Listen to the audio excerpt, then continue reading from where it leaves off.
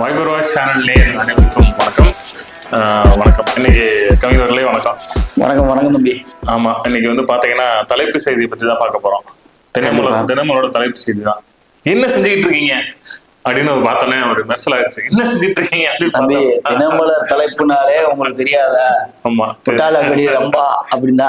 ஆமா, ஒரு அதாவது 100 செய்தியில ஒரு 2 செய்தி உண்மையா இருக்காதா அப்படின்னு பார்த்தேன். இப்படியே கனவு கண்டு கடைசி வரைக்கும் செத்துறோம்.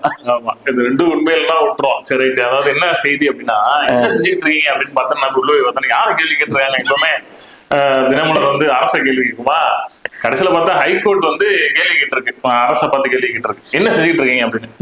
ஏன்னா நான் உள்ள போய் படிச்சு பார்த்தா விஷயமே தெரியும். அப்ப இது உண்மையா இருக்கும் போல இருக்கே. ஆமா, இது ஓரளவு உண்மையாதான் இருக்கும். அதாவது என்ன அப்படின்னா, இப்ப அந்த கரூர் சம்பவத்துக்கு பிறகு தாவேகா நடத்தக்கூடிய மாநாடுகள் ஆண்டும் சரி, பொதுக்கூட்டங்கள் ரோட் ஷோ ஆண்டும் சரி, அனுமதி வழங்கப்பட மாட்டாங்க அப்படின்ற மாதிரி குற்றச்சாட்டு நிலவுது. சோ அதை எதிர்த்து அவங்க வந்து ஒரு வழக்கு போட்டிருக்காங்க. அவங்க அதாவது இந்த சம்பவத்தை வைத்து ரோட் ஷோ நடத்தக்கூடாதுன்னு சொல்லிட்டு யாரோ ஒரு வழக்கு தொடுத்திருக்காரு. அந்த வழக்குனால இவங்களால வந்து எதுவுமே அனுமதி வழங்க மாட்டாங்க. அந்த வழக்கு நிலுவையில இருக்கு. அது முடிஞ்சாதான் நாங்க அனுமதி கொடுப்போன்ற மாதிரி அரசு தெரிவிச்சிருக்கு. என்ன தம்பி, இது ஒரு பெரிய அப்பட்டமான பிரச்சனையா இருக்குது. என்னன்னு கேட்டீங்கன்னா, ரோட் ஷோன்றது தொண்டு தொட்டு ஆரம்ப காலத்துல இருந்து இருக்கு. இதை வந்து தமிழ்ல வந்து ரத யாத்திரை அப்படின்னு சொல்லுவாங்க. இது யார் காலத்துல இருந்து ஞாபகம் இருக்கு அவங்களுக்கு? திரு அத்வானி காலத்திலயும் சரி, திரு வாஜ்பாய் அவர் காலத்திலயும் சரி, இந்த ரத யாத்திரை போயிட்டு தான் இருந்துச்சு. இதுதான் ரோடு ஷோன்னு சொல்லி புதுசா இங்கிலீஷ்ல போட்டிருக்காங்க. இது கூட தெரியாது. ஏன்னு கேட்டீங்கன்னா, இப்ப நம்ம இதுல வந்து விளையாட்டுத்துறை அமைச்சர் வேற, விளையாட்டு பிள்ளை இல்லையா, அதனால அவருக்காக தெரியணும்ன்றக்காண்டி இப்படி போட்டிருக்காங்க. நடிகர் வேற. ஆமா ஆமா, நீங்க நடிகர் வேற, நடிகர் தானே, முன்னாள் நடிகர் தானே. சரி ரைட். அவர் பையன் கூட நடிக்க வச்சுட்டு இருக்காரு கேள்விப்பட்டேன். சரி, விஷயத்துக்கு வரும். அதாவது என்ன அப்படின்னா, அரசுக்கு விளக்கு கேட்டிருக்காங்க. தாவேகா வந்து எங்களுக்கு வந்து அனுமதி கொடுக்க மாட்டாங்க அப்படின்னு ஒரு ஹைகோர்ட்ல பெட்டிஷன் போட்டிருக்காங்க. அதுக்கு வந்து அரசு தரப்பு விளக்கம் கொடுத்துருக்கு. நாங்க வந்து இன்னும் விதிமுறை வகுக்கவில்லை, வகுத்ததுக்கு அப்புறம் நாங்க வந்து அரசு அனுமதி. இப்ப யாரு விதிமுறை வகுக்கவில்லைன்னு சொல்லுவாங்க? அரசு விதிமுறை வகுக்கவில்லை. சரி ரைட். இது வரைக்கும் அப்ப விட்ட ரோட் ஷோ என்ன பண்றது? ஆமா, அதாவது அதுதான் விஷயம். இனிமேல இந்த கரூர் அசம்பவத்துக்கு பிறகு அந்த விதிமுறைகளை மாற்றி அமைக்க வேண்டும். சரி, இப்படி செய்யணும், அப்படி செய்யக்கூடாது அப்படின்ற மாதிரி. அப்ப நீங்க எப்பதான் வகுப்பீங்க விதிமுறைய? அதான் கவர்மெண்ட் கேட்டிருக்கு. ஏன்பா ஒரு அரசியல் கட்சி வந்து உங்களுக்கு வந்து கவர்மெண்ட்ல ஹைகோர்ட் கேட்டிருக்கு கவர்மெண்ட் கிட்ட, ஏன்பா ஒரு அரசியல் கட்சி வந்து உங்ககிட்ட அனுமதி கேட்கிறாங்க, நீங்க வந்து தாமதப்படுத்திக்கிட்டே இருக்கீங்க, இது வந்து அரசியல் கட்சிகளோட உரிமையை வந்து பறிக்கப்படுவதாக இல்லையா அப்படின்னு கேட்டிருக்கு. அதுக்கு அவங்க சொல்லியிருக்காங்க, நாங்க வந்து நீதிபதி அவர்களே, நாங்க வந்து மாநிலங்கள் மற்றும் தேசிய நெடுஞ்சாலைகளில் நடக்க போகின்ற பொதுக்கூட்டங்களுக்கு தான் நாங்க வந்து அனுமதி கொடுக்கல, மற்றபடி பிற பொது இடங்களில் நடத்துறதுக்கு நாங்க அனுமதி கொடுத்துட்டு தான் இருக்கோம் அப்படின்னு விளக்கம் கொடுத்துருக்காங்க. இதுதான் ஹாட் டாபிக். அப்ப நான் என்ன சொல்றேன் அப்படின்னா, கரூர்ல நீங்க மாநில அரசுக்கு ஒரு நிர்வாக திறமைக்கு உட்பட்ட பகுதியில் நீங்க கொடுத்துருக்கலாமே, ஒரு கிரவுண்டை தேர்ந்தெடுத்திருக்கலாம், எல்லாம் பண்ணிருக்கலாம். இருந்தாலும் நீங்க குறுகிய சாலையில, அதுவும் டபுள் வே இருக்கிற இடத்துல ஒரு சிங்கிள் வே தானே கொடுத்துருக்கீங்க நீங்க. அப்ப நீங்க திட்டமிட்டு செஞ்சிருக்கீங்களா? இல்ல அதுதான், அது வந்து விசாரணை போயிட்டு இருக்கு. உச்சநீதிமன்றம் தலைவர் விசாரணை போயிட்டு இருக்கு. நம்ம அதுக்குள்ள போறது வந்து ஒரு அப்படி கிடையாது. என்னன்னு கேட்டீங்கன்னா, ஜனநாயக நாட்டுல நமக்கு கருத்து சுதந்திரன்றது வந்து ஒரு முக்கியமான விஷயம். திரு விஜய் அவர்கள் வந்து நம்ம ஒதுக்க முடியாது. ஏன்னு கேட்டீங்கன்னா, அவரு ஒரு ஃபெமிலியரான ஒரு ஃபிகரு. அவர் வந்திருக்காரு, இன்னைக்கு அரசியல் வந்திருக்காருன்னா அவரோட தொண்டர்களுக்கு இவங்கள மாதிரி இல்ல, இவங்க பாரம்பரிய கட்சியா இருந்தாலும் அவரோட ரசிகர்கள் பட்டாளம் வந்து இவங்களோட எண்ணிக்கை அதிகம். அதுதான், அதாவது தாவேகா சார்புல வாதாடிய வழக்கறிஞர் என்ன சொல்லியிருக்காருன்னா, நாங்க வந்து அந்த கரூர் மாநாட்டுக்கு வந்து கிட்டத்தட்ட அனுமதி கேட்டு 1 மாதத்துக்கு பிறகு நடக்க போறதுக்கு முந்தின நாள் தான் அனுமதி கொடுக்குறாங்க.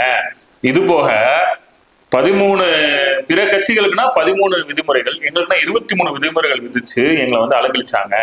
இதுவும் வந்து இந்த அசம்பவத்து ஒரு காரணம் அப்படின்ற மாதிரி வாதாடி இருக்காரு. சோ இதுதான் மெயின்.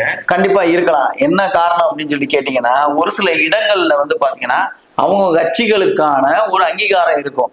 ஒரு இடத்துல வந்து அங்கீகாரம் வந்து கட்சிகளுக்கு இருக்கும், ஒரு இடத்துல வந்து ரசிகர்கள் பட்டாளமா இருக்கும் அதிகமா. இப்போ நீங்க எடுத்துக்காட்டுக்கு எடுத்துக்கிட்டீங்கன்னா, பழைய கட்சிகளை காட்டிலுமே திரு விஜய் அவர்கள் வந்து ரசிகர் கூட்டம் வந்து அதிகம். ஏன்னா ஏற்கனவே கடந்த 2 மாநாட்டையும் அவங்க எடுத்திருப்பாங்க. அந்த சர்வே எடுத்த அடிப்படையில இவர் வந்து ஒரு கூட்டம் போடுறாரு அப்படின்னா கண்டிப்பா அதுக்கான இது கொடுத்துருக்கணுமா இல்லையா? இல்ல அதுதான், அதாவது அதுக்குதான் அவங்க விளக்கம் கொடுத்துருக்காங்க. நாங்க வந்து இன்னும் வந்து நிபந்தனைகள் விதிமுறைகள் வந்து வகுக்கல, ஏன் டிலே ஆகுது அப்படின்னு கேட்கும்போது அதுக்கு அரசு தரப்பு விளக்கம் கொடுத்துருக்கு. என்னன்னா, சுகாதாரத்துறை, சாரி அதான் சுகாதாரத்துறை, பாதுகாப்புத்துறை, தீயணைப்புத்துறை, மாநகராட்சி, இந்த மாதிரி இடங்கள்ல வந்து நாங்க வந்து விதிமுறைகள் எப்படி பண்ணலான்ற ஒரு இது கேட்டிருக்கோம். அவங்ககிட்ட இருந்து இன்னும் பதில் வரல. வந்ததுக்கு அப்புறம் நாங்க வந்து விதிமுறைகள் விதிச்சு கொடுத்துருவோம். இது வந்து தவறான வந்து ஒரு போக்கு. என்னன்னு கேட்டீங்கன்னா, ஒரு அரசாங்கம் எதையுமே வந்து ரெடிமேடா கையில வச்சிருக்கணும்.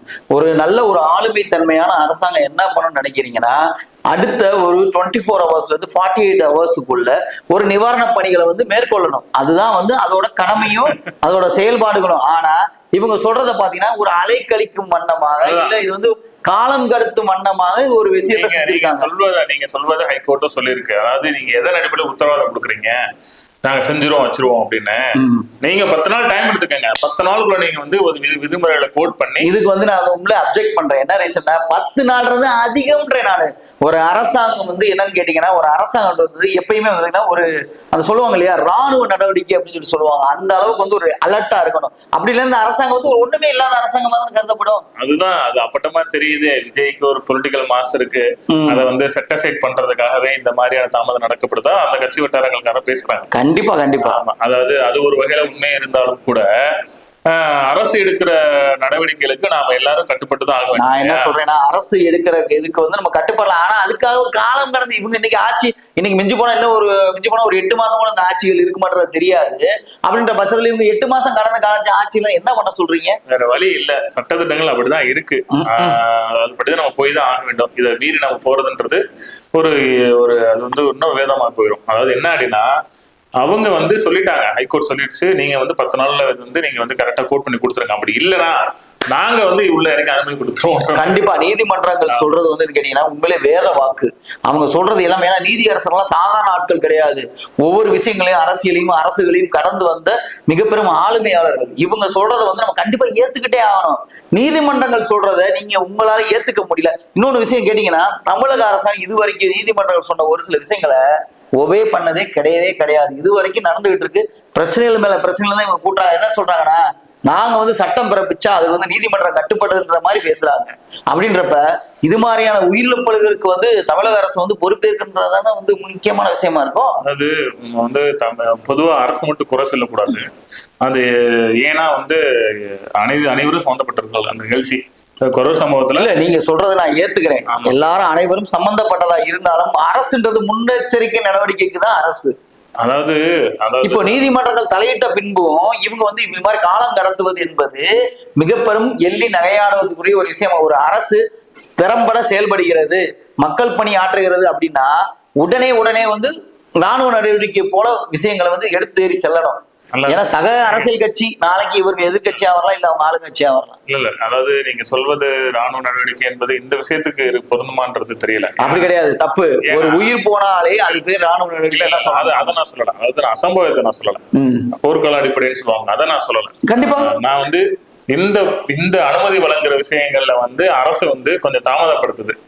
ஏன்னு வந்து இந்த அவங்க சொல்லியிருக்காங்கல்ல, 10 நாளுக்குள்ள நீங்க வந்து விதிமுறைகள் விதிச்சு கொடுத்துருங்க. இல்லை அப்படின்னா நாங்க வந்து எங்களோட இதுல நாங்க வந்து அனுமதி வழங்குற மாதிரி இருக்கோம் அப்படின்னு சொல்லிட்டாங்க. ஆனா இதுல ஒருபடி மேல போயிட்டு என்ன, அதிமுகவோட அதிமுகவும் இந்த வழக்குல எங்களை வந்து இணைச்சுக்கங்க, நாங்களும் ஒரு இதான் வர நினைச்சுக்கங்க, உள்ள வந்து தாவேக்காவுக்கு விட்டு கொடுக்குறது.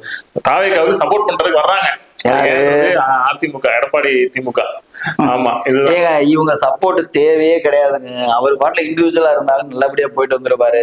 இவங்க கூட வந்தாங்கன்னா இன்னும் வந்து வெறுப்புக்குள்ளாகி, ஆளுங்கட்சிக்கோட வெறுப்புக்கு உள்ளாகினது மட்டும் இல்லாம மத்திய அரசோட வெறுப்புக்கும் உள்ளாக இருக்கான வாய்ப்புகள் தான் அதிகம். என்னன்னா, விஜய் அவர்கள் வந்து பாதிக்கப்பட்ட மக்களை சந்திப்பதற்காக, நேரில் சந்திப்பதற்காக அனுமதி கேட்டிருக்காரு போலீஸ்ட. சரிங்களா? கண்டிப்பா. கரூர் அனுமதி இன்று வரை அவங்க பரிசீலனை செய்யப்படவே இல்லை.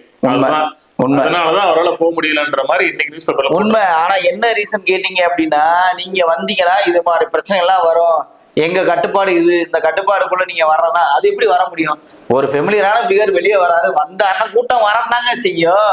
இதை நீங்க ஏத்துக்கிட்டு அதுக்கு ப்ரொடெக்ஷன் கொடுக்க வேண்டியது அரசோட கடமை. இது இந்த கடமையை தவற விட்டுட்டு நீங்க அவர் வரக்கூடாது, அவருக்கு இதெல்லாம் ரெஸ்ட்ரிக்ஷன் போட்டீங்க அப்படின்னா அவர் என்ன மேலும் மேலும் வந்து ஒரு பிரச்சனைக்கு உரியதா ஆகுன்றதால அவர் என்ன பண்ணிட்டாரு, நீங்க எல்லாரும் சென்னைக்கு வாங்க சாமின்னு சொல்லி கூப்பிட்டு இருக்காரு. அதான் உண்மை. ஆமா ஆமா, அதாவது இதுதான் எல்லாரும் சொல்றாங்க, அது சொல்றாங்க விஜய் நேர்ல வந்து வரமாட்டாரா, பார்க்க மாட்டாருன்னாங்க. ஆனா இன்னைக்கு நியூஸ் பேப்பர்ல விஜய் பலமுறை வந்து அனுமதி கேட்டு கிடைக்கவில்லை, அதுக்கான காரணத்தையும் பேப்பர்ல போட்டிருக்காங்க. அது உண்மைதான். ஸோ அதான் யாருமே வந்து விஜய் சந்திக்கலன்ற விஷயத்த வந்து இனி வந்து ஏத்துக்க முடியாது. அவர் சந்திக்கிறதுக்கு பர்மிஷன் கேட்டிருக்காரு, அனுமதி வழங்கப்படவில்லை.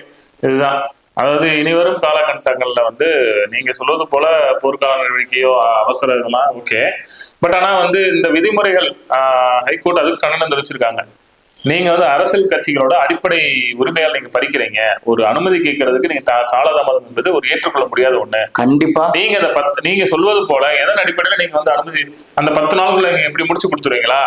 நான் என்ன கேட்கிறேன்னா, உத்தரவாதத்துக்கு வாய்ப்பே இல்லை. உண்மையிலேயே நீதிமன்றத்துல இருக்க நீதி அரசர்கள் எல்லாம் வந்தீங்கன்னா மிகப்பெரிய ஆளுமை படைத்தீங்கன்னா, திருப்பி நான் சொல்லுவேன், மிகப்பெரும் ஆளுமை படைத்தவர்கள், ரொம்ப அறிவாளிகள், அவங்க தான் வந்து நீதி அரசுல இப்ப உட்காந்துருக்காங்க.